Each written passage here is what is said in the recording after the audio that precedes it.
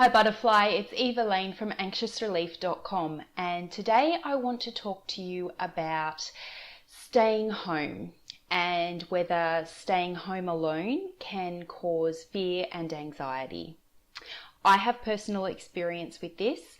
After I'd had my first baby and became a mother for the first time, I really struggled to adjust. And I relied a lot on my husband and my family to help me with the baby. And I remember very vividly the first couple of times that I was left at home alone with the baby. I just felt like I couldn't do anything right. The baby wouldn't stop crying. My biggest fear was that the baby wouldn't stop crying and I wouldn't know how to stop him crying. It was a situation that I just felt completely powerless in, and yes, my anxiety was through the roof at that time in my life. There have been other times as well when being at home alone has caused desperate loneliness in myself, and that was mainly in my late teens, early 20s, when anxiety was just starting to kind of build up in my life. I hadn't yet been diagnosed, and I was just experiencing the symptoms of anxiety, kind of feeling like they were just part of life and just part of normal everyday struggles.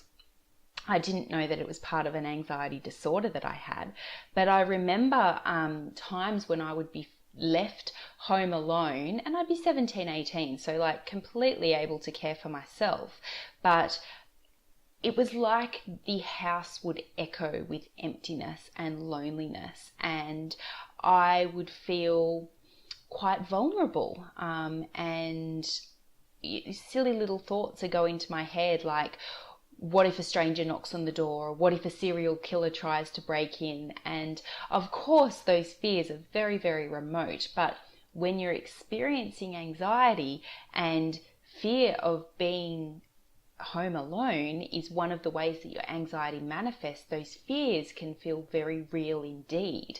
So I totally know where you're coming from. I totally understand where you're coming from. And I do know that feeling, that feeling of just isolation and loneliness and feeling out of control because of that.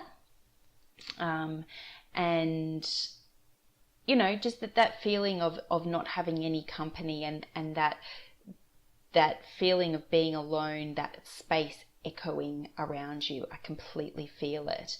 And there are 3 ways that I personally and have helped my clients get over this fear of being home alone. So the first step is grounding.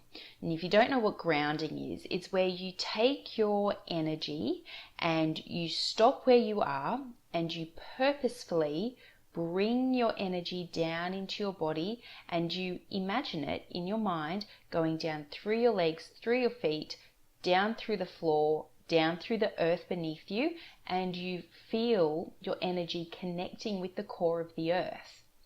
What grounding does is it gives your energy an anchor point. So it's like when you're not grounded, your energy is sort of flailing around in the atmosphere and doesn't really know what it's doing or where it's going.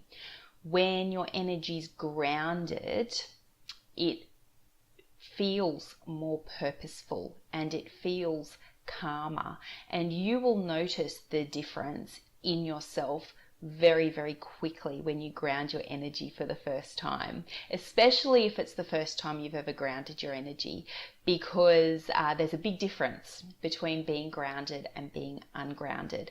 And just returning yourself to home by grounding yourself is so, so important on your anxiety recovery journey. So that's the first step, really grounding your energy. And I have an MP3 meditation on my website, anxiousrelief.com, that will help you with visualizing the grounding. That's available for a free download.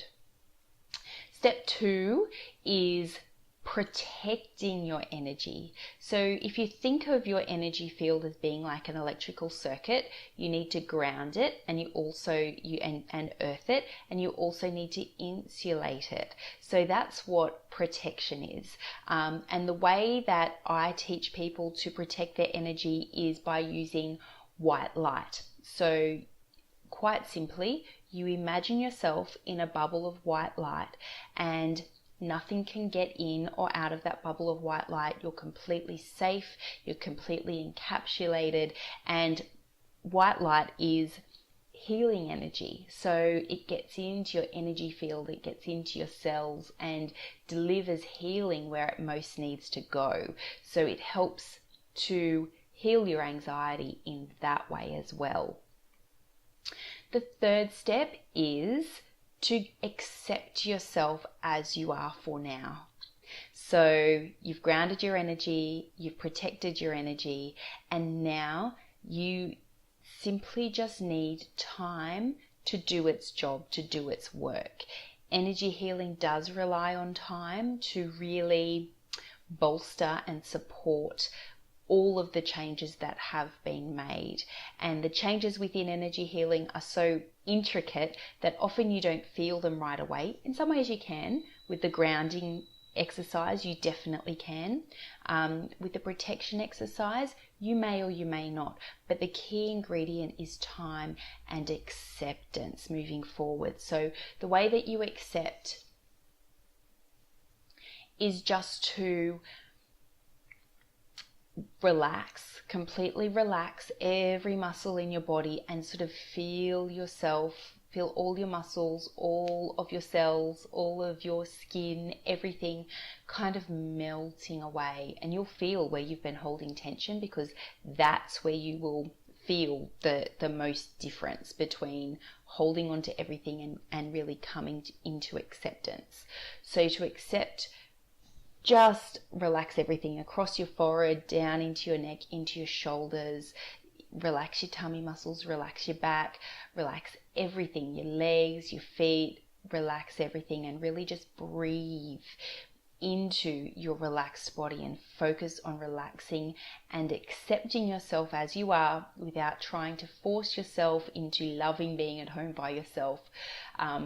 Just accept the fact that this is how it is, and you are the way you are for the time being, and that really, combined with time, is the way to heal.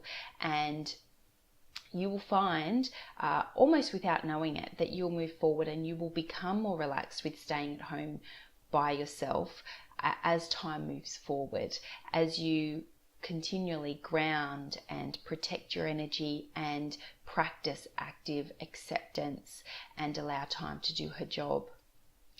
So come to anxiousrelief.com. I have got the grounding and the protection exercise over there for you.